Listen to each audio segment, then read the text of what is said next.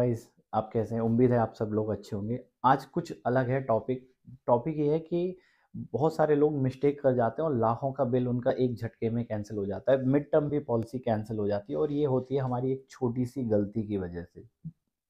मेरे एक क्लाइंट हैं जो पुणे के रहने वाले हैं, उनके साथ ऐसा हुआ तो मुझे लगा ये वीडियो आपको शेयर करनी चाहिए। गाइस मैं फिर बता रहा हूँ, ये देखो लिस्ट एक बार देख लो, स्लो ग्रोइंग डिजीज़ की और नॉन डिस्क्लोज़र। ये चीज़ें आपको ध्यान रखनी है, तभी आप एक अच्छी पॉलिसी कैरी कर पाओगे। स्लो ग्रोइंग का मतलब हो गया कि जो कुछ मल्टीपल डिजीज़ होती हैं, जैसे कि कुछ प्लानों में 23-24 होती है, कुछ में 14-15 होती हैं, जैसे कि cataract, hernia, piles, fissure, cyst, Alzheimer, fistula, ENT और आपके जोड़ों का दर्द, नी एंड जॉइंट पेन। अब इनमें बहुत सारी चीज़ें आ जाती हैं इनके अंदर, जो कि आप लिस्ट के अंदर देख रहे हैं। अगर ये पॉलिसी आप कोई भी फ्रेश इंश्योरेंस ले रहे हो तो कोई भी कंपनी इनको 2 साल से पहले कवर नहीं करती है। कुछ प्लान है जिसमें 1 साल के बाद कवर होता है। तो अगर आप ये चीज़ पता कर रहे हो और उससे पहले क्लेम कर रहे हो तो आपकी गलती है, बिकॉज़ आपको लेते टाइम नहीं बताया गया, आपके साथ मिस सेलिंग हुई। आपको बता के दिया सब कुछ कवर है, पहले दिन से एक्सीडेंट और 30 दिन के बाद बीमारियाँ।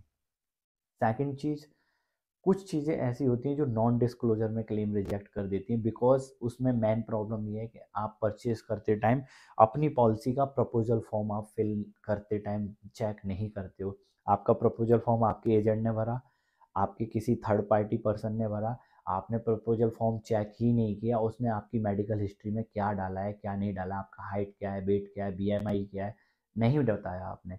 और जब क्लेम आया आपकी बीएमआई कुछ निकल रही है, आपका बीपी है, आपने बीपी नहीं मेंशन किया, आपने कभी ईसीजी कराई, आपने वो मेंशन नहीं की, और इन छोटी-छोटी चीज़ों से बड़े-बड़े क्लेम रिजेक्ट होना आम बात है। तो एक ऐसा ही क्लेम था जो कि मेरे एक क्लाइंट हैं, उन्होंने पुणे के रहने वाले हैं और उन्होंने पॉलिसी कराई थी और उन्होंने कभी ये नहीं बताया कि मैंने ईसीजी कराया था ड्यू टू दिस रीज़न। पर क्लेम के टाइम पे उन्होंने बिल्कुल सच बताया, जो कि एक इंडियन लोगों में ये फितरत होती है कि डॉक्टर को सच बताना है, बाकी किसी को सच नहीं बताना है। तो उन्होंने डॉक्टर को बता दिया कि हाँ, ये तुम्हारे यानी ईसीजी कराई थी पर उसमें कुछ नहीं निकला।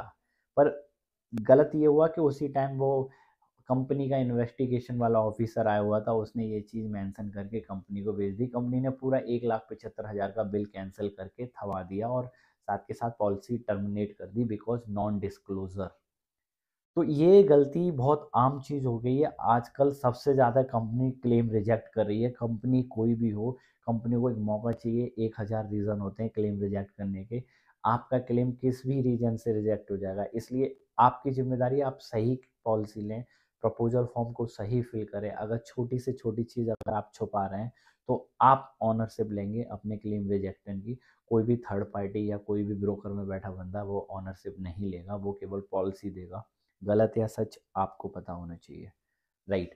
ये चीज़ मैं इसलिए बता रहा हूँ कि मल्टीपल केसेस अभी निकल के आ रहे हैं जिनमें क्लेम रिजेक्ट हो रहा है और बहुत ज़्यादा प्रॉब्लम इनमें आ रही है। तो प्लीज़ बी इंश्योर, ये चीज़ आप देख लो कि आप पॉलिसी ले रहे हो या पोर्ट करा रहे हो, आपको अपना मेडिकल हिस्ट्री नहीं छुपाना है, राइट। सेकंड चीज़, आपका मैंने स्लो ग्रोइंग बताया, स्लो ग्रोइंग रखना है और ये चीज़ यार करते रहिए, क्योंकि अगर ये चीज़ें अगर आप छुपाएँगे तो आपको प्रॉब्लम होगी।